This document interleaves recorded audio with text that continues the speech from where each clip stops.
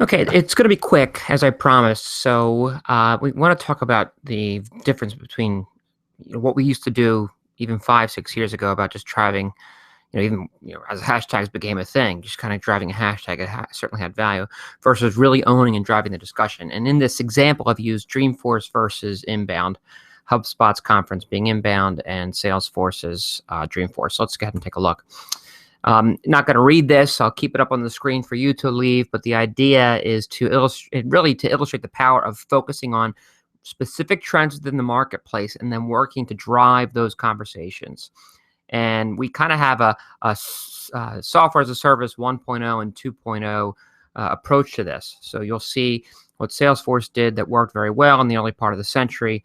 And now here into the second decade, SaaS 2.0, like HubSpot, kind of gets the idea of really owning this conversation and targeting it specifically.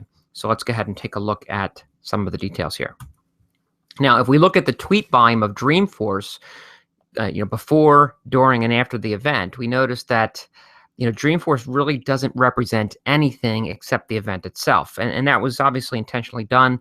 Dreamforce has been around for a while. It mirrors a lot of the late century, early century ERP events like Oracle World or SAP Sapphire. So the same kind of approach where accumulation of users gather to talk about the use and the implementation and integration of the solution. So there's really no conversation about this idea of what Dreamforce is outside of the event dates.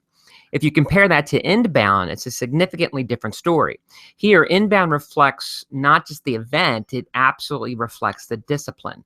Okay, and this started, if you know anything about HubSpot, Dharmesh Shah and Brian Halligan wrote a book called Inbound that kind of kicked off their entrance into the marketplace. So Inbound is really this conversation, and it transcends the event. It certainly peaks during the event, but in the meantime, it really is a conversation that's happening daily.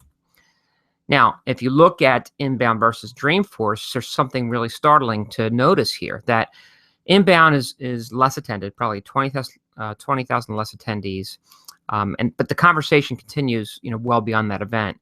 And Inbound is on pace to exceed the share of conversation when those events run. And it's a fair comparison because we have, similar crowd here, right? There's sales professionals and marketing professionals certainly run and talk and act and behave within the sales circles. It's also more stark when you consider that Dreamforce covers not just Salesforce, but all of the applications and all of the solutions that Salesforce has, whereas the Inbound complement of applications is not nearly as robust as Salesforce today.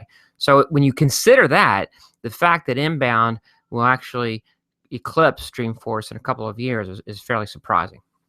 Now, when we look at this after the event, and you can see the green there is Inbound, Dreamforce doesn't give any lift to Salesforce's conversation. Matter of fact, I didn't even include Dreamforce in this chart because it doesn't plot. But HubSpot, however, has 5,000 plus potential impressions daily that they could use to continue spark and expand that conversation.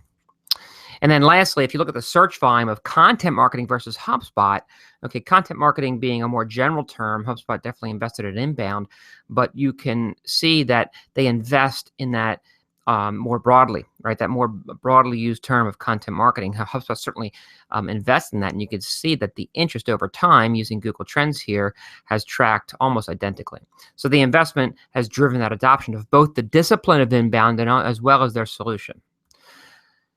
Again, Dreamforce is a cyclical seasonal event when you can see the peaks, obviously, when the event happens, but there's, after and between, there's no conversation happening. So that's the idea here. What we want to do is we want to tap into that, what I always call the above the funnel story of value, and identify the trends and start to make our data and our story and our narrative connected to the trends that matter to the marketplace that we're talking to. Again, it can be a challenge if we don't think of it that way. So that's the first step, is to get out ahead of just your data, ahead of the tactical stories that you're telling, ahead of the solution value, and talk about the value as it extends beyond just the solution and just the problem.